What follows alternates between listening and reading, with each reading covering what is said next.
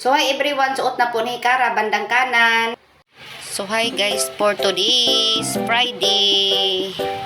Yan, nauna ko na to paglagay guys kasi ito yung last kong sundo sa kay Hikara ngayon, Friday ngayon.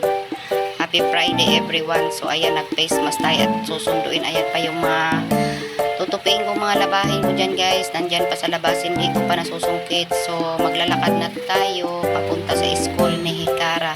So ang karugtong nito guys ay yung paggagawa namin ng beads kahapon. Ayun, lalabas na tayo sa gate at susunduin na natin si Hikara. Hindi ko pala alam na nagsalubong na sa akin kasi ang akala ko may cleaner sila ngayon, kaya 8:50 na ako umalis sa bahay. So ayan na, sinalubong na ako guys, nandito na. So ayun, palakad na kami pauwi dyan guys. Ayun, pauwi na kami, naglalakad na kami pauwi. So nandito na nga kami sa bahay kahapon. Ito yung ganap namin, gumawa kami ng project sa school nila.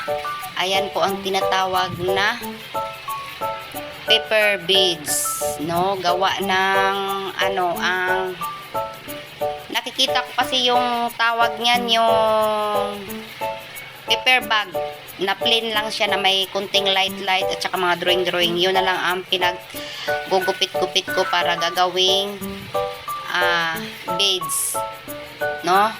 Jewelry. Yan ang ginagawa ko guys na bracelet na nila ni Hikara. So ayun po, yan yung ganap ng Friday nila, project nila ngayon. So ayan, pinadalan ko si Hikara ng sinulid sa school at may ginupit-gupit na ako para matulungan ko at para mapabilis siya matapos doon sa school. Syempre, kung siya lang ang asahan mo, hindi rin niya makayanan lahat, kaya kailangan din ng tulong, no? So maraming ayan pala guys yung nagawa ko. Ayan, ganyan lang, kahit simple lang kasi yung nasa tutorial kasi ay magasin ang gamit niya. So ang magasin ay medyo makapal at matibay yun.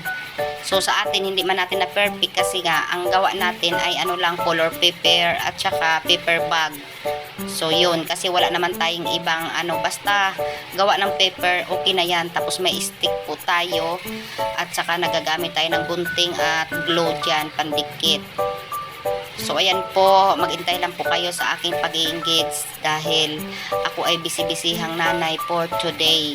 So yung mga kuko ko dyan ay dikit-dikitan na yan ng glue guys, kasi mahirap din pala pag tayo nadikit-dikitan din tayo ng glue kasi maliliit na yung dulo niyan eh. So maraming salamat sa walang sawang panonood. Naway magustuhan nyo ang aming gawa na mag-ina.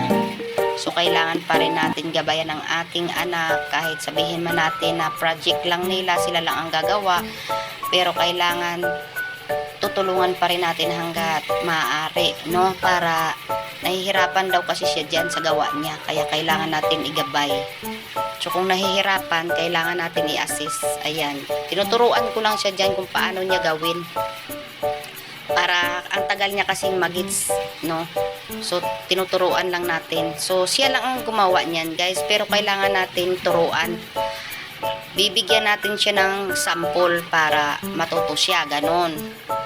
So hindi po porke na isang tingin lang kaagad makukuha ng bata. Siyempre ang daming gagawin yan, maggupit ka pa, irolyo mo pa yan. Okay na yan, yung daliri ko dikit-dikitan ng glue, okay lang yan. So yan yung gawa namin kahapon, at yung nasa unahan na video ay yan yung pagsundo ko ngayon for today's Friday. Ayan, dinugtong ko lang, no? So ito naman ay dinugtong ko kasi hindi ko na po-post kahapon at hindi ko na voice over kasi nga maingay kahapon, kaya ngayon ko lang to na voice over. Andito nga ako, maingay yung electric fan.